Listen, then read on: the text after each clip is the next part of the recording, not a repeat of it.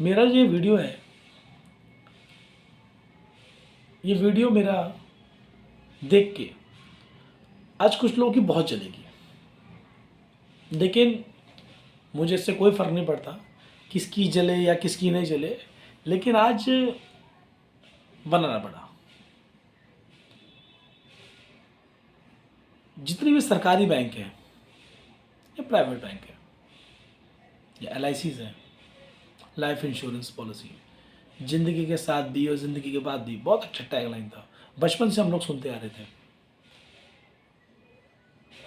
तो मेरा ये सवाल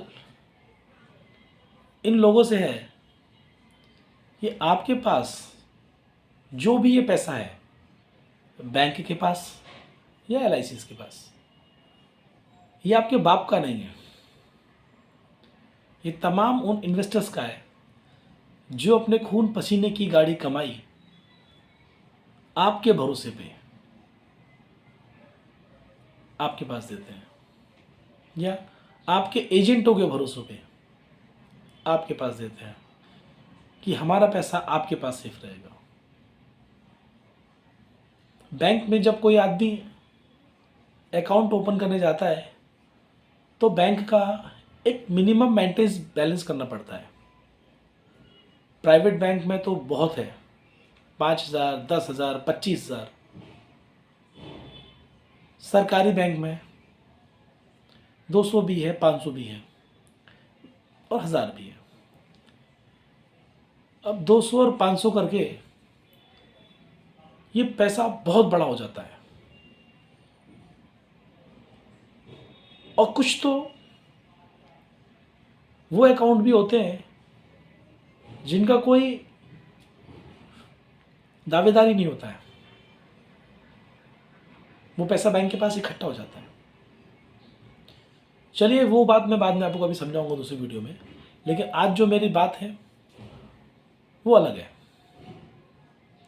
बैंक के पास हम कोई भी सेविंग करते हैं, सेविंग अकाउंट के अंदर बैंक बोलती है हम आपको 2 से 3% देते हैं, और फिक्स डिपॉजिट में 6-7% की रेंज में बताते हैं। 6-7% हम दे भी देते हैं, वो देते भी हैं, लेकिन उसमें टैक्स काट लेते हैं, वो भी एक अलग बात है। बात ये है, मेरा पूरा वीडियो देखना, और ये बहुत इंटरेस्टिंग है, बहुत इंटरेस्टिंग है। और अगर आप लोगों को पसंद आता है तो प्लीज़ शेयर करना, सब्सक्राइब करना, और सोचना। सब्सक्राइब तो करोगे, ये तो पक्का बात है, लेकिन सोचना कि मैंने सच कहा या गलत कहा। बैंक हमारे पैसे को लोन के रूप में बांटती है और उस पर वो 14% लेती है। मैं टैक्स की बात नहीं कर रहा हूँ, मैं टैक्स कटिंग की बात नहीं कर रहा हूँ। और हम बैंक में जो जमा करते हैं पैसा FD के तौर पे, उसमें बैंक हमको 6% देती है। बचा कितना? 14 में से 6 गया, 8%। ठीक है, तो बैंक उस 8% के ऊपर मुनाफा करती है, वो उसका मुनाफा होता है। अगर मान के चलिए कोई भी बैंक, मुनाफे में तो आप हमको हिस्सेदारी देते नहीं हो ना साहब, और आप कहीं ऐसा भी नहीं लिखते हैं कि क्या कहते हैं कि अगर हमारा ये आपको, हम जब आपके पास इन्वेस्टमेंट करते हैं ना तो आपको हमको ये बात बतानी चाहिए, या हम आपके पास अकाउंट खुलवाते हैं ना तो आपको ये बात बतानी चाहिए कि अगर हमारा बैंक किसी कारणवश डूबता है या हमारा बैंक किसी कारणवश बंद होता है तो आप लोगों की जमा पूंजी में पहले तो 2 लाख था और आज ये पैसा 5 लाख कर दिया है कि आपके बैंक के अंदर अगर आपका 1 करोड़ भी पड़ा है और किसी कारणवश बैंक बंद होती है तो आपको मात्र 5 लाख रुपए मिलेंगे, क्योंकि आपके अकाउंट का इंश्योरेंस है वो सिर्फ 5 लाख है, ज़्यादा नहीं है, ये सोचिएगा। दूसरी बात, अगर आपके अकाउंट में 5,000 है और बैंक किसी कारण से बंद होती है तो मुझ जैसे जो चालाक होते, चालाक लोग, वो इसका सोचते होंगे यार बैंक बंद हो गई और मेरे अकाउंट में 5,000 है तो शायद मुझे 5 लाख मिलेंगे, लेकिन नहीं होता ऐसा, आपको मिलेंगे 5 ही हज़ार।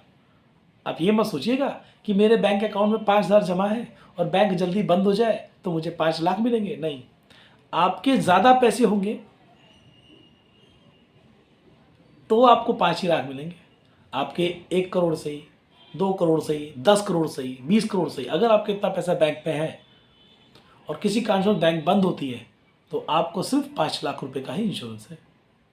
5,000 है, 10,000 है, 5 लाख के अंदर का कोई भी अमाउंट सही, और बैंक अगर आपकी बंद होती है तो आपको वो भी मिलेगा, और वो भी गारंटी नहीं है कि मिलेगा कि नहीं मिलेगा। मेरा सभी बैंक से ये निवेदन है, ये बात, आप जो भी आपके पास कस्टमर आते हैं, चाहे फिक्स डिपॉजिट करवाने हैं या अकाउंट ओपन करने हैं, प्लीज़ ये बात सबको क्लियर कट बताइए, नोटिस बोर्ड पे लगाइए, पेपर में दीजिए, और एक जैसे आप बड़े बड़े ऐड और कैंपेन चालू करते ना, वैसे एक कैंपेन कीजिए, ताकि हमारे देश की जो ग्राहक हैं वो जागरूक हों। जब आप किसी बड़े कॉर्पोरेट फैमिली को पैसा देते हैं ना, तो वो भी अपने इन्वेस्टर्स से बताइए, अपने बैंक के अकाउंट होल्डर को बताइए कि हमने उस कंपनी को इतना पैसा दिया है, अगर वो लेके भाग गया तो ये हो सकता है। वो आप क्यों नहीं बताते हैं? आप बिजनेस करने जाते हैं ना, बिजनेस करना जानते हैं। एक आम आदमी भी आजकल बहुत जागरूक हो गया है। मैं भी एक आम ही आदमी हूँ, मैंने ज़्यादा कोई रिसर्च नहीं किया, बस इतना मुझे पता है। ये आप लोग ऐसी बहुत सी बातें हैं जो अपने ग्राहक को नहीं बताते हैं, आपको बताना चाहिए।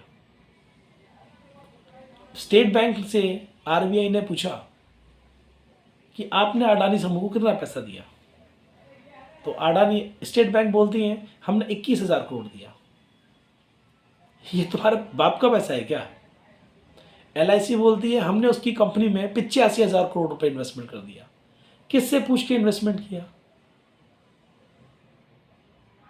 एलआईसी से मेरा पूछना है कि आपने किससे पूछ के इन्वेस्टमेंट किया? ये पैसा तुम्हारे बाप का था क्या? नहीं ना, ये उस आम जनता का पैसा है जिस आदमी ने ये सोचा है कि मेरी पॉलिसी मैच्योर होगी तो मेरी फैमिली को ये मिलेगा। लेकिन आप लोगों ने उसका पैसा इन्वेस्टमेंट कर दिया, और आप बोलते हैं मेहुल चौकसी, किंगफिशर के मालिक विजय माल्या, नीरव मोदी, ये सब कितने पैसे ले लेके भाग गए, आज तक तो वापस नहीं आए, आज तक तो वापस नहीं आए। और झेला किसने? सर्विस चार्ज के नाम पे आम पब्लिक ने। पंजाब नेशनल बैंक का 13,000 करोड़ लेके नीरव मोदी और मेहुल चौकसी भाग गए। स्टॉक 120 से टूट करके 30 रुपए पे आ गया। आज तक उस बात को लेके 5 साल हो गया, वो स्टॉक 130 तक नहीं पहुंच पाया। और जिस बेचारे ने 130 में इन्वेस्टमेंट 120 में किया होगा, वो तो आज भी रो रहा होगा ना। वो तो उधर मजे कर रहे हैं, बैंक को फर्क नहीं पड़ा। क्यों? उन्होंने अपने सर्विस चार्जेस बढ़ा दिए, उनको फर्क नहीं पड़ा। फर्क किसको पड़ा? आम जनता को, जिसने बेचारे किसी बुजुर्ग ने रिटायरमेंट के समय शायद जो पैसा मिला होगा वो बढ़ाने के लिए स्टॉक मार्केट में डाले होंगे, पंजाब नेशनल बैंक में, इस विश्वास पर डाले होंगे कि पंजाब नेशनल बैंक एक गवर्नमेंट सेक्टर है, मेरा पैसा वहां नहीं डूबेगा। डूब गया। इसका जिम्मेदार कौन है? आप लोग जो भी पैसा देते हैं ना, चाहे एलआईसी हो या गवर्नमेंट सेक्टर की कोई भी बैंक से, और आइदर मैं प्राइवेट बैंक की बात करता हूँ, अपने शेयर होल्डर्स और अपने अकाउंट होल्डर्स को बताओ ये बात कि हम ये फंड वहां दे रहे हैं। वैसे तो इतनी सारी कैंपेन आप लोग चालू करते हैं कि एक जगह सारे म्यूचुअल फंड्स के पैसे एक जगह मत डालो, एक बिजनेस में मत डालो, एक ही शेयर्स में मत डालो, डाइवर्ट करो डाइवर्ट करो। फिर अपने बाप को क्यों इतना पैसा दे दिया तुम लोगों ने? 75,000 करोड़, 21,000 करोड़, अभी तो ये 2 लोगों ने डिक्लेयर किए।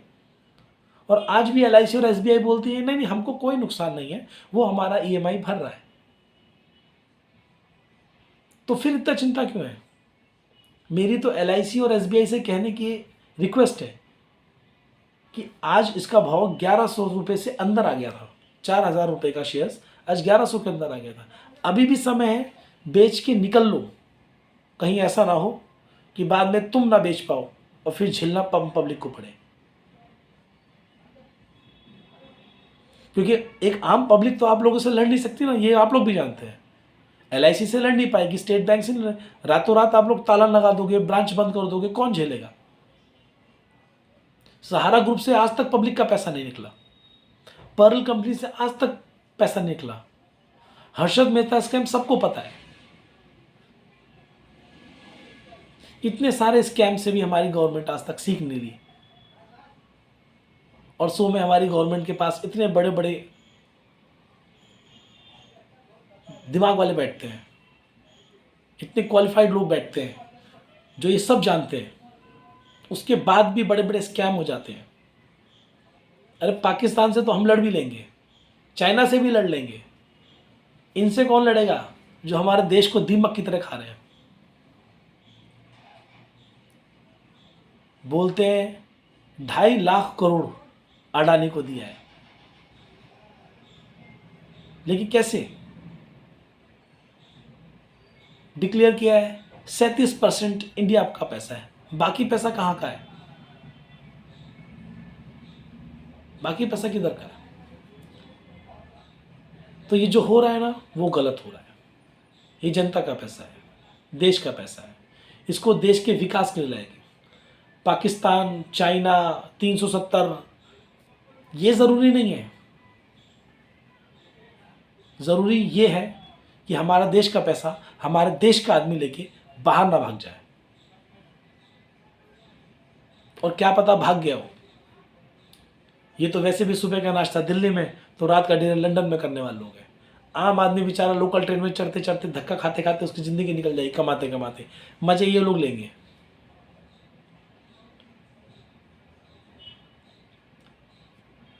समझ में नहीं आता कि हमारे देश की सरकार इनको इतना मजबूत बना देती है कि ये हमारे देश की अर्थव्यवस्था के साथ खिलवाड़ करते हैं चंद लोग।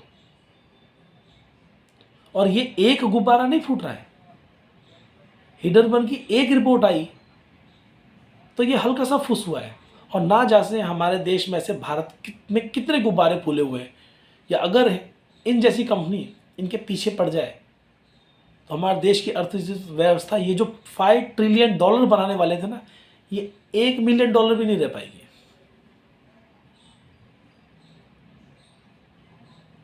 पाकिस्तान, चाइना, 370, ये हम लोगों का दिमाग डाइवर्ट किया गया है। अरे हमको 370 हटाने से क्या फायदा? हमने कौन सा प्लाट खरीदना है भाई उधर?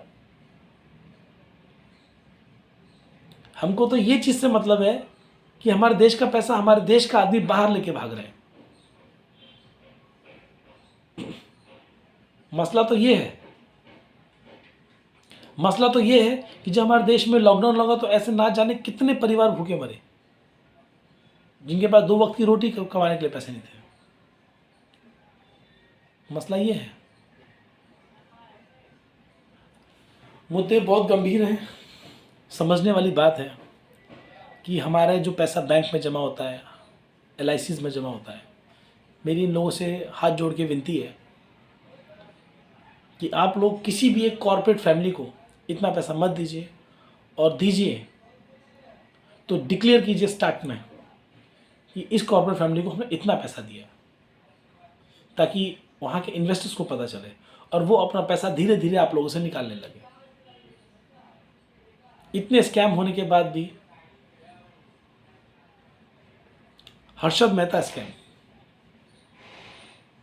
उस समय का सबसे बड़ा स्कैम था, जिसने ACC सीमेंट का शेयर 200 रुपए से लेकर के 9,000 तक पहुंचाया था।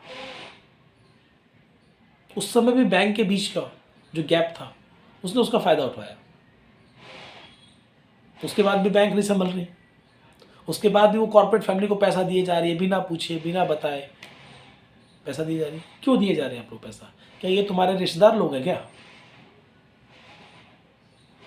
एक आम आदमी अगर 21,000 रुपए का लोन बैंक में लेने जाता है ना, चाहे वो किसान हो या बहुत छोटा किराने की दुकान खोलने वाला हो या एक सैलरीड पर्सन हो, तो ये बैंक वाले ना उसकी चप्पल घिसवा देते हैं, चप्पल। और अपने बाबूजी को 21,000 करोड़ का लोन दे दिया, अब निकाल लो। और अब ये हवा क्यों बांध रहे हैं मानी में? हवा ये इसलिए बांध रहे हैं कि अगर 21,000 करोड़ का जो ये लोन दिया हुआ है ना, ये सही अमाउंट खुल के आएगा बैंक का। अभी तो ये एक ही बैंक है ने डिक्लेयर किया है। अभी तो बैंक ऑफ इंडिया भी होगी, पंजाब नेशनल बैंक भी होंगी, कैनरा बैंक भी होंगी, और भी गवर्नमेंट सेक्टर बैंक होंगी, प्राइवेट बैंक्स होंगी। इन्होंने एकदम अपना बता दिया ना कि हम सब ने इतना पैसा दे दिया, तो हमारे देश की आम जनता के होश उड़ जाएंगे, सरकार के होश उड़ जाएंगे कि हमको भी पता नहीं इतना पैसा दे दिया। इसीलिए खुल के नहीं बताया जा रहा है, धीरे धीरे शॉर्ट दिया जाएगा, धीरे धीरे धीरे धीरे धीरे बताया जाएगा कि हमने इतना दिया है साहब, हमने इतना दिया है साहब, हमने इतना दिया है, ताकि धीरे धीरे झटका लगे और आदमी सफल जाए। एकदम नहीं बताएंगे। और किसको पता, आज तक किंगफिशर के मालिक को तो आज तक ला नहीं पाए, नीरव मोदी को ला नहीं पाए, मेहुल चौकसी को ला नहीं पाए, किसी को थोड़ी ला पा रहे हैं। सिर्फ हो हल्ला होंगे। विपक्ष कब से चिल्लाता रहा था, राहुल गांधी जी कब से चिल्लाते रहते, कन्हैया कुमार कब से चिल्लाते रहे थे कि अडानी के ऊपर लगाम कसो, अडानी के ऊपर लगाम कसो। आज तक कसी नहीं, कसी लगा।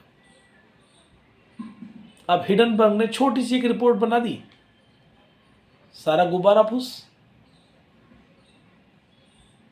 अब क्या, इसीलिए बोलते हैं अति किसी चीज की बुरी होती है। और पुराने लोग कह गए, अत का भला ना बोलना, अत की भली ना चूप, और अत का भला ना बरसना, अत की भली ना धूप। आदिनी साहब ने अत कर दी थी, अति बहुत ज़्यादा कर दिया था हर चीज़ को। इनके खरीदने से पहले एसीसी कंपनी प्रॉफिट कर रही थी, अंबुजा सीमेंट प्रॉफिट कर रही थी, एनडीटीवी लॉस में थी। ठीक है, कंपटीशन बहुत तगड़ा है, लॉस में हो सकती है, लेकिन अंबुजा और अडानी तो थी। और ये बात बोलते थे लोग, बड़े बड़े न्यूज़ चैनल वाले, जिनको कार्टून बोलना सही रहेगा, कि अडानी साहब पारस पत्थर है, मट्टी को उठाएंगे तो सोना हो जाते हैं। एसीसी सीमेंट को हाथ लगाया, हो गया नुकसान। अंबुजा सीमेंट को हाथ में लिया, हो गया नुकसान। एनडीटीवी को नुकसान। अरे उनका नुकसान छोड़ो, अपनी कंपनी नहीं संभाल पा रहे हैं, दूसरी कंपनी क्या संभालेंगे। केरल में अडानी पोर्ट ने वहाँ की मछुआरों की ज़मीन खरीद रही थी, छीन रही थी, खरीदनी बात छोटी, छीन रहे थे। और जब उन्होंने प्रोटेस्ट किया तो उनको डंडा मार मार के वहाँ की पुलिस के थ्रू उनको बेचारे के 3,000 लोगों के ऊपर एफआईआर करवा दी।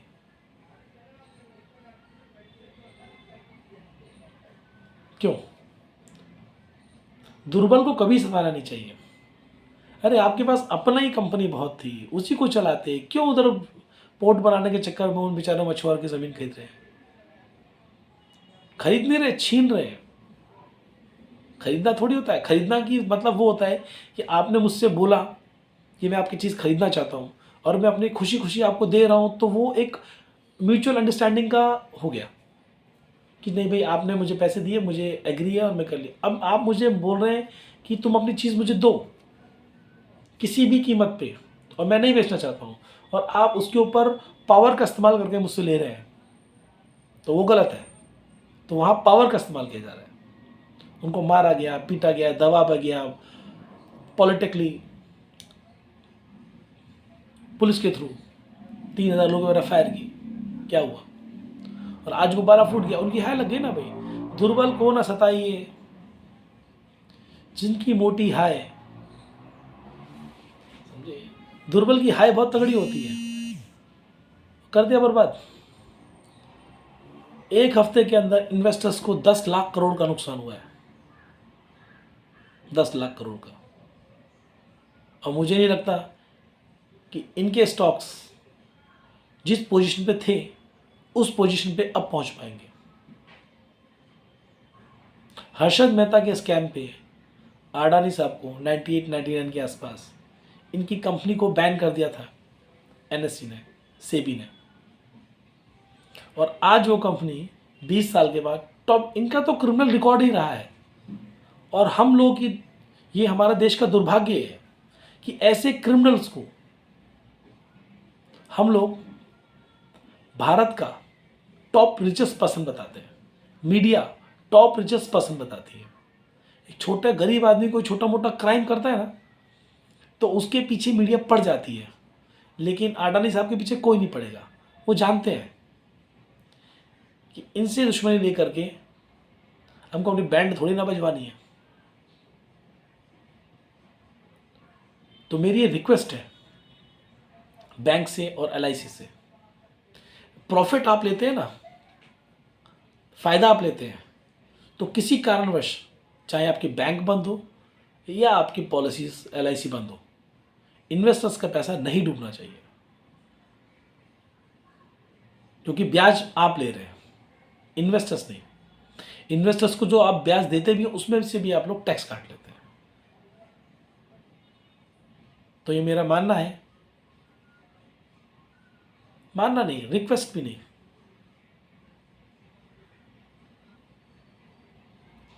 सोचो ये बात कि हमारे देश में एक आदमी को इतना मजबूत कर देते हैं और पॉलिटिकली ये किसी एक मतलब ये आदमी के बस की बात नहीं है जब तक इसका कनेक्शन किसी हाई लेवल पे नहीं है। अगर हाई लेवल पे कनेक्शन है तो ही एक आदमी इतना पावरफुल हो सकता है कि जो हमारे देश की अर्थव्यवस्था को हिला सकता है। और एक हफ्ते के अंदर हमने देख लिया, इनके शेयर्स प्राइस क्या डाउन हुए, हमारे देश की अर्थव्यवस्था हिल गई है, लेकिन जिम्मेदारी लेने वाला कोई नहीं है। विपक्ष गला फाड़ फाड़ के चिल्लाता रहता, विपक्ष गला फाड़ फाड़ के चिल्लाता रहता, लेकिन किसी ने उनकी बात नहीं सुनी। और आज भी ना तो मीडिया इस के खिलाफ कुछ बोलना चाह रही है, ना गवर्नमेंट आगे बढ़ करके जिम्मेदारी लेना चाह रही है। अगर ये मेरी वीडियो आपको अच्छा लगे तो शेयर करना, सब्सक्राइब करना